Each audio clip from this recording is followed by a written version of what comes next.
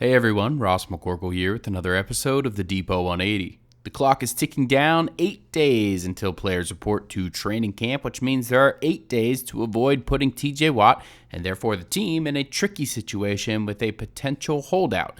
If he shows up but does a hold in, then it's business as usual compared to what he did in 2021. But if he escalates things from 2021, then it could be a clear sign that he's unhappy and that the two sides really are at an impasse in their negotiations. The Steelers don't typically negotiate with players that hold out, so that could make things interesting. Something tells me they might break that rule, as it's something Omar Khan has never really had to deal with, and how important is maintaining that precedence anyways? If anything, it puts the team in a hard spot as the player racks up fines and grows more and more unhappy.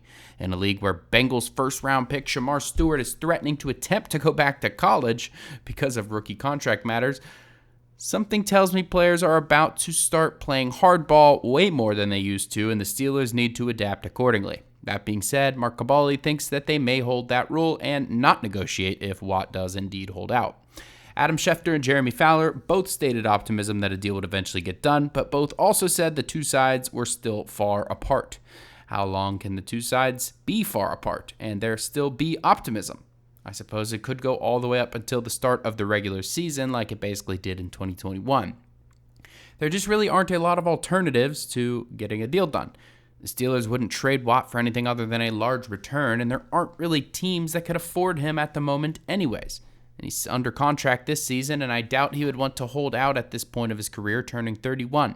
That wouldn't be a good look for him or for the Steelers. So I tentatively agree that I'm optimistic a deal will get done, but the escalation in tactics, holding out at minicamp, and the two sides remaining far apart on the length and guarantees of the contract reportedly give at least some reason for pause.